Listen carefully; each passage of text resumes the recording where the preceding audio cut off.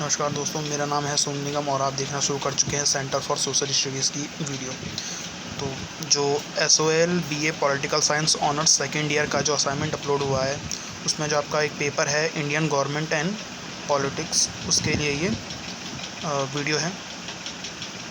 इसमें मैं first question के बारे में बात करूँगा। तो जो फर्स्ट क्वेश्चन है, भारतीय संविधान में निहित राज्य नीति निर्देशक तत्व या कि नीति निर्देशक सिद्धांत की जांच करें और वह मौलिक अधिकारों से कैसे भिन्न है। यानी कि सबसे पहले आपको राज्य के नीति निर्देशक तत्व क्या हैं, वो कहाँ से लिए गए हैं, कौन कौन से वो अनुच्छेद हैं, वो क्या करते हैं, क्या उसमें लिखा गया है, ये बताना है। उसके बाद आपको ये बताना है कि मौलिक अधिकार से कैसे भिन्न है।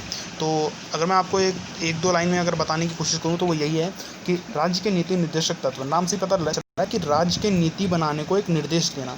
यानी कि राज्य के नीति निर्देशक तत्व में ये लिखा हुआ है कि जो राज्य है, जो देश की सरकार है, वो किस तरह से, किस बेसिस पे अपनी नीतियाँ बनाएंगी। तो उसके अंदर ये लिखा हुआ है कि सरकार जो है गरीब कल्याण के लिए काम करेगी, सरकार जो है शिक्षा को बढ़ाने के लिए काम करेगी, सरकार जो है बेरोज़गारी ख़त्म करेगी, इस ऐसी पॉलिसी बनाएगी। और मौलिक अधिकार आपको पता ही है, जो आपको अधिकार प्राप्त हैं संविधान से। तो इन दोनों में क्या अंतर है, बेसिक अंतर। एक अंतर बहुत पॉपुलर ये है कि राज्य के नीति निर्देशक तत्वों को आप कोर्ट में जाके लागू नहीं करवा सकते। यानी कि अगर सरकार उस पर काम नहीं कर रही तो आप कोर्ट से लागू नहीं करवा सकते उसे, लेकिन मौलिक अधिकारों को आप लागू करवा सकते हैं। तो मैं आपको चलता हूँ, फिर अब PDF दिखाता हूँ इसकी।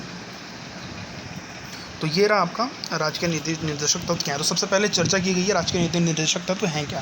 तो ये रहा, जैसे कि मैंने बताया आपको कि सबसे पहले इंट्रो देना पड़ेगा आपको कि संविधान के भाग 4 में 36 से लेकर 51 तक राज्य के नीति निर्देशक तत्वों का उल्लेख है। आयरलैंड के संविधान से इसे लिया गया है और तेज बहादुर सप्रू की समिति के सिफारिशों पर इसे लागू किया गया। इसका उद्देश्य जन कल्याण और कल्याणकारी राज्य की स्थापना करने के लिए किया गया था, ताकि सामाजिक, आर्थिक और राजनीतिक न्याय हो सके।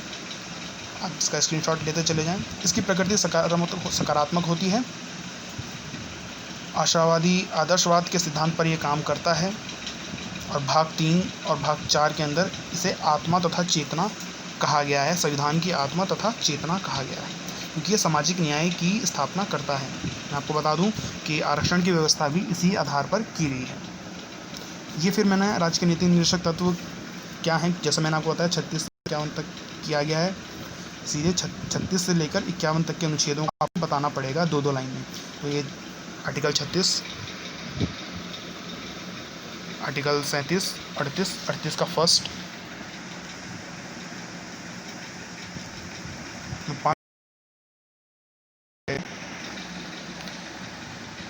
38 सेकंड, 39 फर्स्ट, 39 सेकंड, 39 थर्ड, 40, 41। देखिए 41 में जैसे लिख रखा है जो बेरोजगारी भत्ता है, तो सरकार ने इसमें 41 में ये लिखा हुआ है कि सरकार जो है वो लोगों को सामर्थ्य बनाने के लिए, उनको शिक्षा पाने के लिए, ताकि वो बेकार ना बने, बेरोज़गार ना रहे, इसलिए उनको आर्थिक सहायता भी प्रदान करेगी। तो जैसे बेरोजगारी भत्ता जो दिया जाता है, जैसे किसी को अगर रोज़गार नहीं मिल रहा तो सरकार उसे बेरोजगारी भत्ता देती है। तो वो इसी आर्टिकल से निकल कर आया है। 42, 43, 44 में देखिए कि कैसे लिखा है कि एक समान नागरिक संहिता को लागू करने का प्रयास करेगी। हालांकि एक समान जो नागरिक संहिता है, यानी कि यूनिफॉर्म सिविल कोड है, वो अब तक लागू नहीं हो पाया है। बस गोवा ही एक ऐसा राज्य जहाँ पे यूनिफॉर्म सिविल कोड है। क्रिमिनल कोड पूरे देश में एक जैसा, लेकिन सिविल कोड एक जैसा नहीं है, सबके अलग अलग हैं कोड। तो ये जैसे ये लागू नहीं हो पाया, तो आप इसे लागू, ज़रूरी नहीं है कि अगर ये लागू नहीं हो पाया तो आप कोर्ट में चले जाएं और लागू करवा लें, ऐसा नहीं है। सरकार इसे लागू करने के लिए बाध्य नहीं है, हाँ, लेकिन कर्तव्य उसका ज़रूर है। यही सब इसमें इम्पॉर्टेंट है। उसके बाद ये, जैसे मैंने आपको बताया कि गोवा ही एक ऐसा राज्य है जहाँ पे समान नागरिक संहिता लागू है। फिर 45 में लिखा हुआ है कि 14 वर्ष तक निःशुल्क शिक्षा देगी। 46 और 47,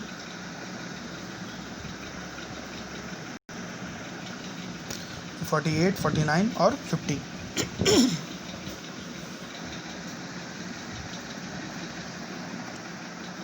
बहुत आसान है और बहुत छोटा रहेगा, आपका लगभग 5 पेज में हो जाएगा। फिर 51 लास्ट कि विदेश नीति के संबंधित दिशा निर्देश हैं। इसमें अंतर्राष्ट्रीय संधियों का पालन एवं अंतर्राष्ट्रीय स्तर पर न्यायपूर्ण व्यवस्था के निर्माण का जिक्र किया गया है। ये हो गया आपका नीति निर्देशक तत्वों की जांच, यानी कि उसकी व्याख्या करनी थी। अब आपको ये बताना है कि ये मौलिक अधिकार से कैसे भिन्न है। तो देखिए इसमें मैंने आपको लिख रखा है कि मौलिक अधिकार और राज्य के नीति निर्देशक तत्वों के बीच या नीति निर्देशक सिद्धांतों के बीच तुलना क्या है, यानी कि अंतर क्या है। तो लेफ्ट में लिख रखा है मौलिक अधिकार के बारे में और राइट में लिखा हुआ है नीति निर्देशक सिद्धांत के बारे में या नीति निर्देशक तत्व के बारे में। तो इसको 7 पॉइंट में किया गया है। पहला देखिए, जैसा इसमें पहले पॉइंट है, आप इसे भी लिखेंगे, सेकंड को भी लिखेंगे,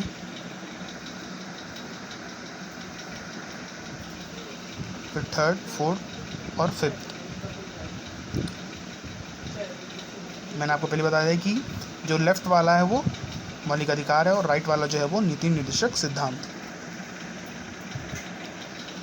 और ये आपका हो जाएगा 6th और 7th। इतना काफ़ी है और 500 वर्ड के आसपास लिखना है और इससे आराम से 6-7 पेज तो आराम से ही बन जाएंगे। आप चाहें तो कम भी लिख सकते हैं, लेकिन ये सफिशेंट है इतना। तो बाकी वीडियो के लिए धन्यवाद।